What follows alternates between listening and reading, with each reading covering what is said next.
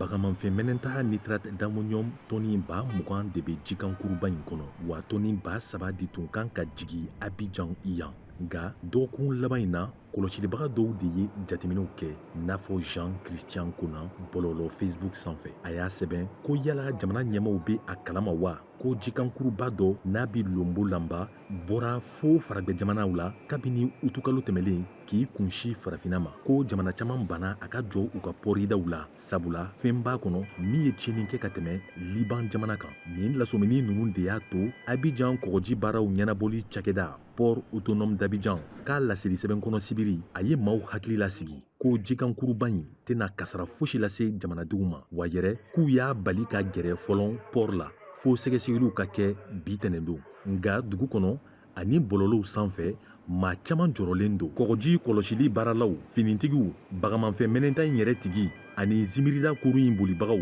fɔɔ ka taga se environnement minisiriso ma olu bi ɲɔgɔn ye ba la a na kɛ sababu ye jamanadenw ka faamuyali sɔrɔ nin ko in na